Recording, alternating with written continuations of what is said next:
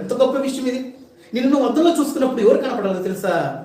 దేవుని యొక్క గుణలక్షణాలు కనపడాలి, దేవుని యొక్క ముఖచిత్రం కనపడాలి, దేవుని యొక్క రూపం కనపడాలి, దేవుని యొక్క లక్షణాలు కనపడాలి. కానీ మన ముఖము అద్దంలో అలా చూసుకుంటే పగ, ద్వేషం, కోపం, అసూయ ఏం కనపడతాయి?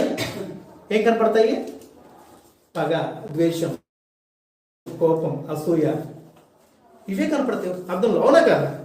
అందుకే గ్రంథం ఏం చెప్పిందంటే, తను ఎటువాడు అని చూచుకొనుచు సహజ స్వభావాన్ని కనుపరుస్తూ తన ముఖాన్ని సహజంగా అద్దంలో చూచుకున్నట్టుగా ఉంటున్నాడంట. అంటే సహజంగా తన మానవ దేహ ప్రకారంగా జీవించే విధానాన్ని కనుపరుస్తాడంట. మానవుడు ఏం గ్రహించట్లా? నీలో నా ఆత్మ శక్తి కలిగింది, ఆ యొక్క ఆత్మకి అంతం లేదు, ఆ యొక్క ఆత్మకి నిత్య జీవం ఉంది. ఈ నిత్య జీవాన్ని పొందుకోవాలని అంటే నీ ఆత్మ ప్రయాణం ఎటువైపు నువ్వు ఆలోచన చేస్తున్నావా? నీ ఆత్మ నువ్వు పరలోకం వైపు ప్రయాణం చేయాలని